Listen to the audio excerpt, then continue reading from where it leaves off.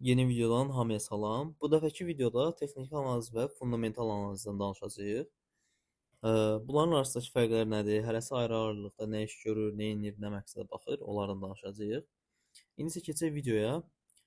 Birinci başlayaq texniki analizdən. Texniki analiz nədir, necə olur?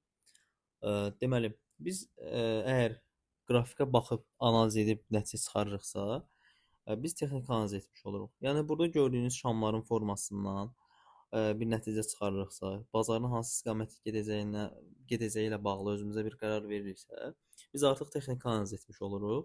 Yəni texniki analiz sırf qrafikin bizə göstərdiyi şeylərlə olunmuş analiz növüdür. Keçək fundamental analizə. Fundamental analiz nədir?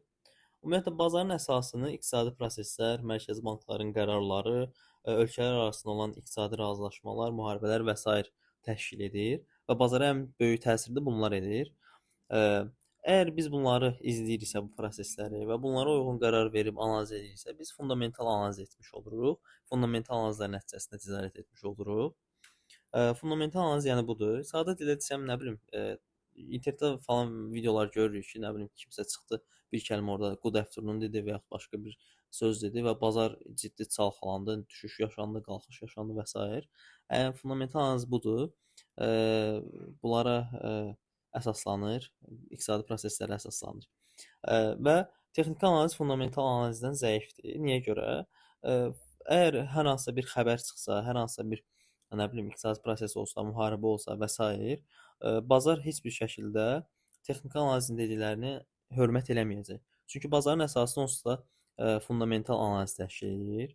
Bu iqtisadi şeylər təşkil edir. Ona görə də bazara böyük həcmdə təsir edən bir xəbər olsa, müharibə olsa və s. olsa, təbii ki də texniki analiz aciz qalacaq. Fundamental analizin dediyi kimi olub, bazar həmin o yerə gedəcək.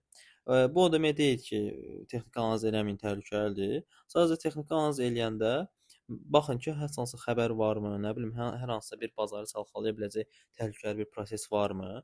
Bunlara baxın ki, sonra siz əməliyyatı açandan sonra nəsə xəbər vaxtı gəlib çatandan nə olanda şey eləməyəsiniz də, belə deyim, əməliyyatınız sizi təhlükəyə atmasın, yəni təhlükəli əməliyyata girmiş olmayasınız. Yəni riskinizi qoruyandan sonra bu faktorları nəzərə alandan sonra, yəni heç bir problem yoxdur, texniki analizi rahatlıqla eləyə bilərsiniz.